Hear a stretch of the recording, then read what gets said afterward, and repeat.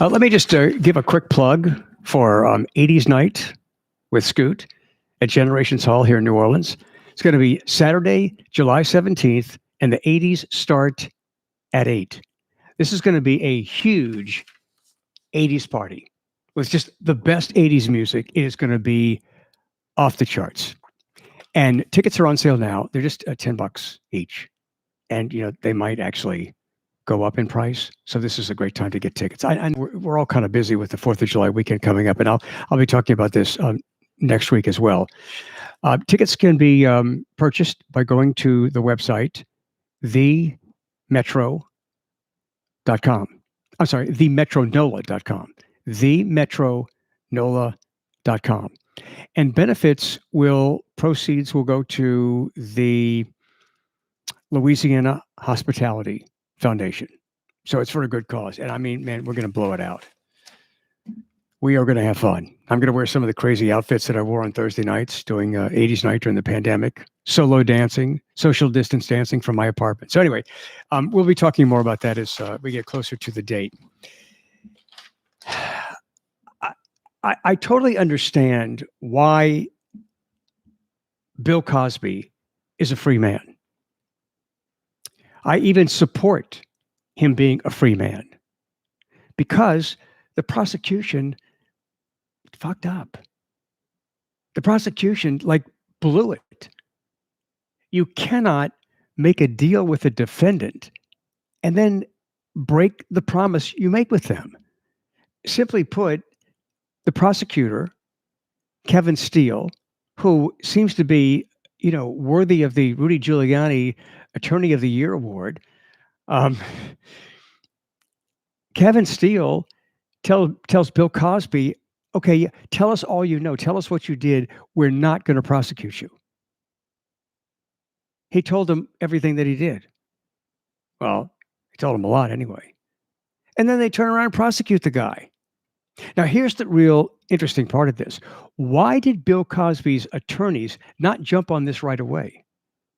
Why did they wait for him to have been in prison for almost 3 years, serving nearly 3 years of a 3 to 10 year sentence, before they realized, oh, wait a minute, they broke that promise? That's a little I'm a little skeptical because of that. But let's go back to Bill Cosby himself.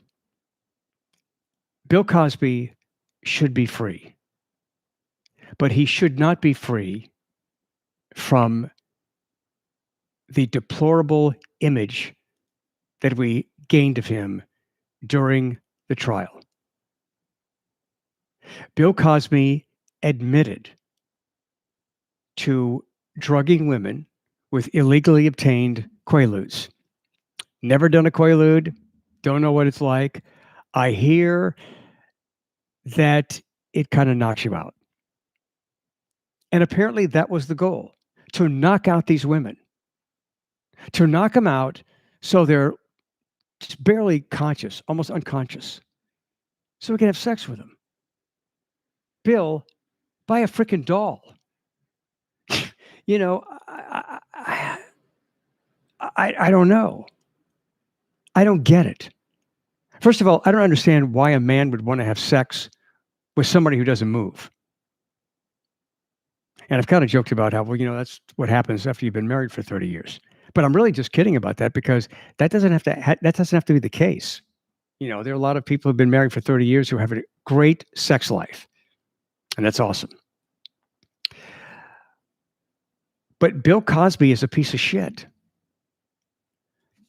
Bill Cosby admitted that he drugged women for the purpose of having sex with them. So celebrate Bill Cosby being out of prison because we caught the justice system fucking up. But don't celebrate Bill Cosby as a man. And on my radio show today on WWL, I had audio of people screaming, "We love you, Bill, Mr. Cosby. We love you. We love you. Wish you would give us Quaaludes and have sex with us." Well, they didn't say that, but I mean, I love you, Mr. Cosby. Bill Cosby destroyed the image that he created. Actor, comedian, had this really great image. The Cosby Show was a dominant show in the 80s. It was on the air for 8 years. 5 of the 8 years, it was the number 1 rated show in America, and it was in the top 20 all 8 years. It dominated. It was about an upscale black family living in Brooklyn, and Bill Cosby was a doctor. His wife, Claire, I believe, was an attorney. And so they're raising these kids. It wasn't about a black family. It was more about an American family. But it was more wholesome, and it really was a reflection of the conservative mood in America in the 80s.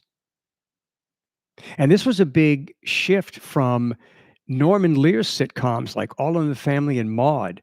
I mean, pushing the envelope, going to the edge with conversations about abortion, about rape, about sex.